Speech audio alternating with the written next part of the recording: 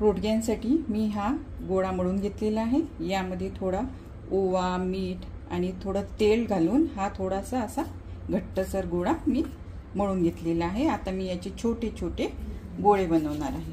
असे छोटे छोटे जे गोळे बनवलेले आहेत त्याच्या आपण पुऱ्या लाटून घेणार।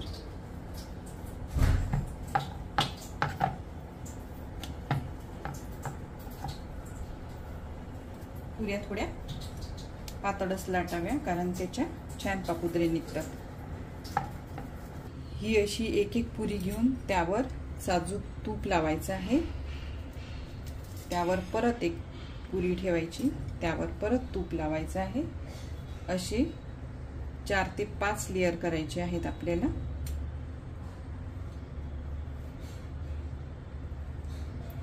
सर्वात शेवटी हा छोटासा गोळा ठेवून आणि याला याला असं बंद करून आपण छोटासा रोडग्याचा आकार देऊया।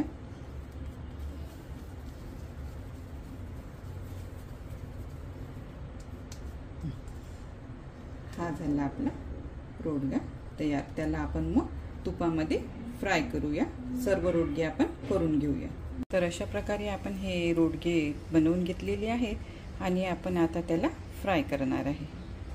रोडगे बनवण्यासाठी ही सगळ्यात सोपी पद्धत आहे। याला कुठल्याही प्रकारचं मायक्रोवेव्ह लागत नाही। आपण अगदी साध्या सोप्या पद्धतीने हे रोडगे करू शकतो, कमी वेळात तेही। तर आपण जे मगा रोडगे बनवलेले होते ते थोडं तूप घेऊन आणि मोठ्या जाड बुडाची कढई घेऊन त्यामध्ये आपल्याला हे रोडगे ठेवायचे आहेत। तर अशा प्रकारे आपण हे सगळे रोडगे यामध्ये ठेवून देऊया आणि त्यावर झाकण ठेवूया। आपण आता यांना परतून घेऊया। बघा हे कसं छान कडक आवरण तयार झालेलं आहे।